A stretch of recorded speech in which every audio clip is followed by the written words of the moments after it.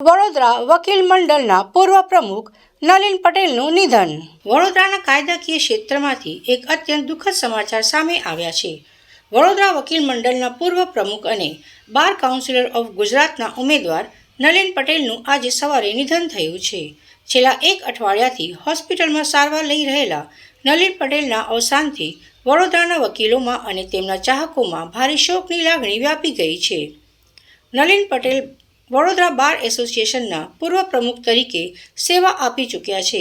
તેઓ વકીલોના પડતર પ્રશ્નો અને કાયદાકીય લડત માટે હંમેશા અગ્રેસર રહેતા હતા. મળતી માહિતી મુજબ નલિન પટેલ છેલ્લા કેટલાક સમયથી બીમાર હતા અને વડોદરાની ખાનગી હોસ્પિટલમાં સારવાર હેઠળ હતા. મલ્ટી ઓર્ગન્સ ફેલિયર થવાના કારણે આજે સવારે તેઓએ અંતિમ શ્વાસ લીધા હતા. નલિન પટેલના નિધનના સમાચાર મળતા જ મોટી સંખ્યામાં વકીલો હોસ્પિટલ અને તેમના નિવાસસ્થાને પહોંચ્યા હતા. તેમની નિખાલસ છબી અને મિલનસાર સ્વભાવને કારણે તેઓ યુવા વકીલોમાં પણ લોકપ્રિય હતા.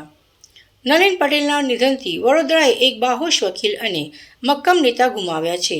તેમના પાર્થિવ દેહના અંતિમ દર્શન અને અંતિમ સંસ્કાર મોટી સંખ્યામાં ન્યાયિક ક્ષેત્રના અગ્રણીઓ જોડાશે તેવી શક્યતા છે.